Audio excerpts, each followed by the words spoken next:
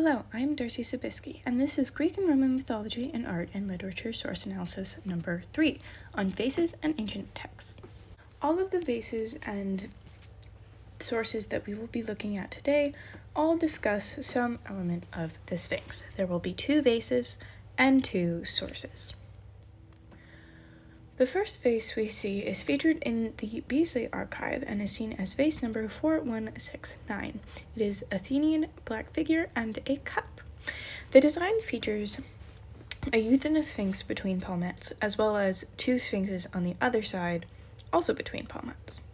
Its last recorded collection was in the René Musée des Beaux-Arts, which is located in France.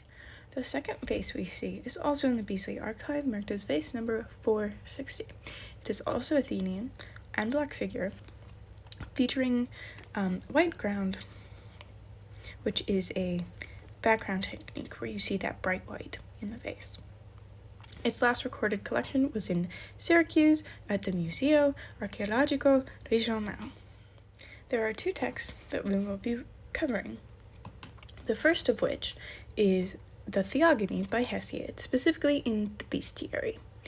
In this text, we see the birth and genealogy of the Sphinx, claiming that it was the daughter of Echidna and Orpheus, and it also gives us its relation to Thebes, which will become relevant in the second text, as the Sphinx is said to have destroyed the Cadmeans. This is an ancient Greek text. Our second is from Oedipus by Seneca the Younger, and it details just the horrible nature of the Sphinx and is a little bit more graphic, but doesn't quite describe the form of the Sphinx.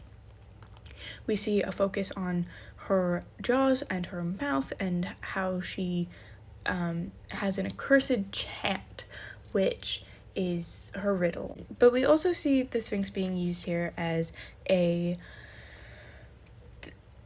morality measure, where Oedipus compares his sins to that of the beast he killed, the Sphinx, and how his sins are far worse to even the beasts wouldn't do what he did. This text is Roman and also came later after Hesiod's Theogony.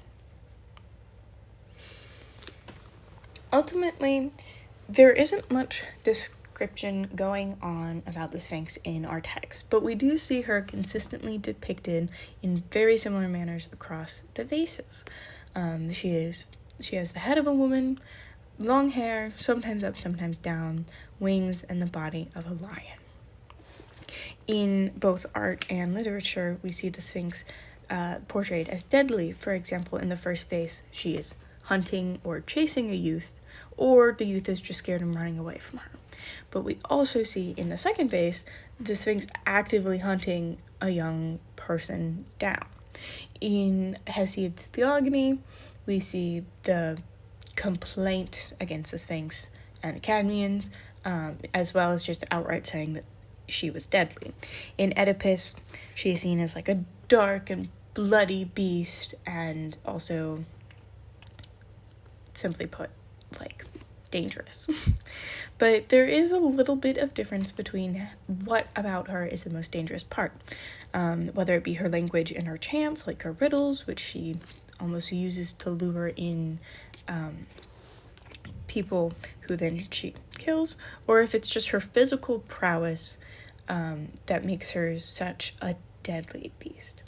Another thing that we can say is that because she's not described too much other than outside of being deadly and the Sphinx, we do know pretty accurately how she was portrayed because they are very abundant throughout art and literature, especially in art marking that of the dead, as there are some sarcophagi that have sphinxes carved into them. This also indicates that the Sphinx was a myth that was very well known and therefore did not need to be portrayed in art. This is very common with, commonly known myths, and it has the unique feature of being so well known that they are forgotten because they are not mentioned. Outside of Greek and Roman mythology, though, the Sphinx is also quite well known as appearing in several other cultures. So, unlike those other myths, the Sphinx is not lost on us. And here, once again, are my works cited. Thank you for watching, and I hope you enjoyed the video.